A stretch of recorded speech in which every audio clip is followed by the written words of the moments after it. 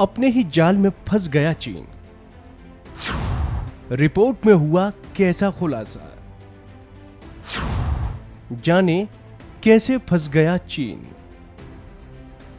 पिछले 2 दशकों में चाइना ने बेल्ट एंड रोड इनिशिएटिव परियोजना चलाई हुई है, जिसके तहत वो ऐसे देशों को कर्ज देता है जो या तो बेहद गरीब हैं या फिर जिनकी अर्थव्यवस्था डूबने के कगार पर हो। ऐसे में चाइना उनको कर्ज देकर अपनी इस परियोजना को अमली जामा पहनाता है।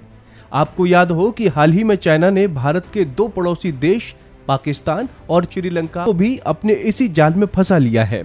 इन देशों के अलावा चीन ने कई और देशों को कर्जा दे रखा है। इनमें तुर्की, अर्जेंटीना, बेलारूस, इक्वाडोर, मिस्र, Laos, Mongolia, Suriname, Ukraine, Venezuela जैसे देशों को मिलाकर कुल 22 देश हैं। आपको बता दें कि चीन ने इन देशों को अपने बुनियादी ढांचे के विकास के लिए कर्ज दिया था, लेकिन अब सवाल ये है कि क्या चाइना अपने ही जाल में फंस गया है। दरअसल चीन ने बेल्ट एंड रोड परियोजना में कई देशों को शामिल किया और अपने से कमजोर देशों को उसके लिए कठोर शर्तें भी रख दी। अब उन्हीं देशों के लिए वो बेल आउट पैकेज भी जारी कर रहा है, तो किसी देश को कर्जा लौटाने की म्याद भी बढ़ा रहा है। आपको बता दें कि इन दिनों चीन की बेल्ट एंड रोड इनिशिएटिव परियोजना कई तरह के विवादों से घिरी हुई है। इस पर घोटाले, भ्रष्टाचार के आरोप भी लग रहे हैं। कई विशेषज्ञ मानते हैं कि ये केवल चीन का कमजोर देशों को अपने कर्ज जाल में फंसाने का उपकरण भर है, जिसमें कर्जों की शर्तें पूरी कर पाना लगभग असंभव है। एक नई रिसर्च में भी इस बात को पुख्ता भी किया गया है कि इस कार्यक्रम में शामिल देशों का कर्ज बहुत ज्यादा हो गया है।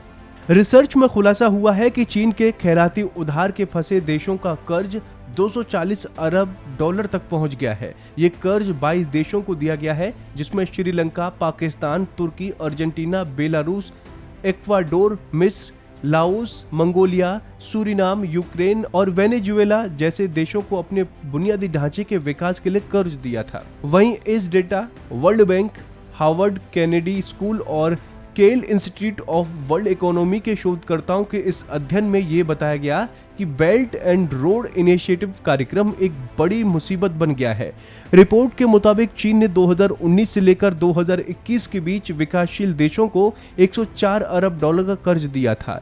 वहीं 2000 से 2021 तक दिया गया कर्ज इन देशों के पिछले 2 दशक का संकट से उबरने के लिए दिया गया कर्ज के बराबर था। पिछले 2 दशकों में इन 22 देशों के लिए चीन ने संकट से उबरने के लिए कार्यक्रम चलाए थे, जिनकी कुल कीमत 240 अरब डॉलर है। चीन ने तुर्की से लेकर श्रीलंका तक इन देशों को आपातकालीन कर्ज दिए, जिनका या तो भूरण नीति महत्व था या फिर उनके पास बहुत सारे प्राकृतिक संसाधन थे। रिसर्च में बताया गया है कि चीन के कर्ज और अंतर्राष्ट्रीय मुद्रा कोष द्वारा दिए गए कर्ज में कितना अंतर है। इसमें सबसे खास बात यह है कि चीनी कर्ज बहुत महंगा है, जो IMF के 2% की ब्याज की तुलना में 5% की ब्याज पर दिया जाता है। कर्ज देने के मामले में चीन एक तरह से आखिरी विकल्प के तौर पर बहुत प्रभावशाली तरीके से उभरा है। रिसर्च में यह संदेह भी जताया गया है कि जहां IMF जैसी संस्थाएं दुनिया में द्वितीय विश्व युद्ध के बाद वैश्विक आर्थिक स्थिरता की रक्षा के लिए काम कर रही हैं, वहीं चीन का प्रभाव और उनकी मंशा दूसरे तरह के संदेह पैदा करते हैं, खासतौर पर जब दुनिया में बुनियादी आर्थिक ढांचा कम पारदर्शी और कम संस्थागत होता जा रहा है। चीन ने नया तंत्र विकसित करने का प्रयास किया है, जो कि पर्याप्त रूप से पारदर्शी और संयोजन पूर्ण नहीं है।